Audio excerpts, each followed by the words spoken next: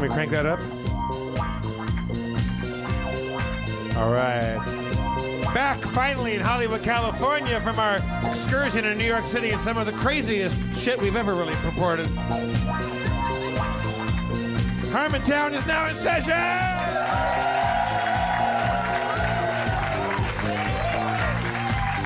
Let's bring out Spencer Crittenden, please. Spencer to the stage. We missed you, Spencer. We missed you. And the mayor of Harmontown, Mr. Dan Harmon. Thank you very much. Thank you.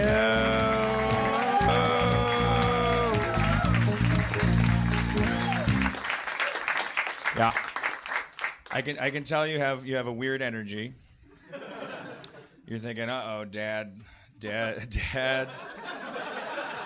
got a divorce and now the shave happens. But this was an absolute accident. I went drunk into a barbershop in New York and was like, I did want to get a trim, but I just didn't. I've never gotten a trim from a barber, so he said, "What number?" And I said, 1. You just said you aimed in the dark? I looked at his face and said, I'll have what you're having. He had like a beard. But he was a younger gentleman with black, so for him this looks like a beard, but for me it looks like now I look like a strange like lab rat that's going through a George Michael phase. You know that phase. But no, don't worry. Dad's fine. He's still jerking off on mannequin legs and making breakfast, and everything's gonna be fine. The dogs don't seem too happy. Nigel keeps shitting everywhere and eating everything, but that's sad. Does he eat his own poop? Because that would be a self-solving problem. Yeah, I know. I wish. Yeah, of all the things. Yeah, it's like he's running out of shit to eat. It's all turning into shit. Yeah. Put it in the New Yorker, Harmon. I know. I thought. Well, I do think in seriousness, probably there's I'm not going to blame myself for the bad mood unless you guys heard us talking shit about LA and in the New York shows. Sometimes we go to different cities and we're like, fuck those guys. We're just kidding. But if you're like me, the wind was taken out of your sails. There was something about today, even though the shit didn't really go down today, the shit went down last week, specifically while we were on stage for one of the shows. The horrible events happened, but it's just the wake of it all. I think it hit a tipping point today. It was just like you couldn't watch anything or take in any information without just feeling fucking apocalyptic about everything. It just seems like I stood here and promised everybody that Trump was a joke and that because the Irish were worried about it when Aaron was over there, and I was like, that guy's not gonna. But it's like, this guy's a fucking antichrist. It's like you just keep, and then people keep, and I don't think you should keep tweeting this stuff if you discover 20 years ago Trump was racist and all this stuff. And it's like the sad thing about it is it's like, well, what are we are we waiting for the thing where all these idiots are gonna go, you know what, you're right, he seems like a bad guy. Like he's appealing to the most basest, fearful, horrible, part of I'm not going to say the most horrible people, because the way to fight this is to believe that even the ignorant have a little Buddha inside of them that we can tickle into the chin and bring them out. Give them a shot of wheatgrass and a pat on the back and just say, look, man, we're scared too. We don't want the country to be broke, but don't fucking surround a mosque and holding a gun, wearing a ski mask. That's not a protest. What are you protesting? This is insane. This shit is getting insane. The airlines kicked these guys off, but I think that happened to 2 different airlines. And the press is kind of fucking playing ball with it, because they're not just calling it racism now. They're calling it religious intolerance and anti-Muslim. It's like the people didn't know they were Muslim. They based it on something else. I'm sure if you were an atheist Arab and someone didn't want to get on a plane with you, they're not detecting your religion. They're not fucking academics. I'm complaining to a very sad choir. I mean, whatever. But I wanted to acknowledge. I feel like the mood was just because it was kind of hot today. Oh, okay. Oh, have you guys not been watching the news? I'm sorry. It was just. Wait a week. It was just really warm for mid-late November. I put me in a bad mood. Also, I've just stopped watching the news now. I mean, I'll get it through bits and pieces. But like when we got to New York, I got these texts from my brother and some friends saying, "Did you hear about what happened? And like, are your friends okay out there?" And I was like, we have to walk on stage right now. So I just put my head in the dirt. Like, it's which is a terrible thing to have to do, but.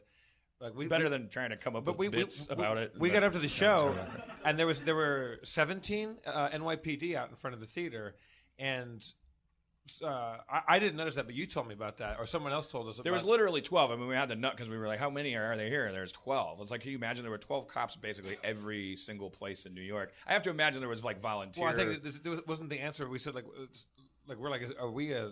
Well, yeah, because we panicked a little bit. We sat down in the green room. I think it might have been AdSit that was because we're just like, wow, can you imagine? This is so sad because everybody, the cops are sad. Like nobody really believes in that moment that there's a threat, but so that like there's no, but at the same time, everyone understands that this has to be done now, and that's what makes everyone sad. It's just like, oh, our lives have been eclipsed by tragedy, and there's nothing we can do. And even the cops feel that way, and the kids feel that way, and everyone's just like, okay, wave the baton, and you go in. And it was just a very morose, sad vibe. But in a strange way, is also kind of uplifting because obviously, like all of those police, they have to come from somewhere. So if not, like there must have been volunteers like putting on NYPD flak jackets. I don't know if that's legal. I don't think that's. I don't know how many fucking NYPD cops you could possibly pull out of. The reason why they put so many cops in front of the place is that because there's more than 500 people in this building. And that's New York. Thing, There's 8 million people. There's 700 people in most of the hotels. It's like. It was the counterterrorism. So we were sitting in the green room and we're like, I was just operating on the assumption of like, oh yeah, where are all these cops coming from? And then I think it was AdSet. I think Scott AdSet went like, do you think maybe it's because they have a specific reason to think there's a threat here? And I was like, what? Oh fuck! And I was like, we just want to feel bad about international tragedy. We don't want to start being narcissistically panicked about it. But I couldn't get that out of my mind. And then some things happened. A young lady went out and asked the cops, like specifically, she's like, "Can you please tell us if there's something?" And they were like, "No, it's every place with over 300 people." And blah blah blah. I almost called the counterterrorism unit when you took your pants off at the end of the second show.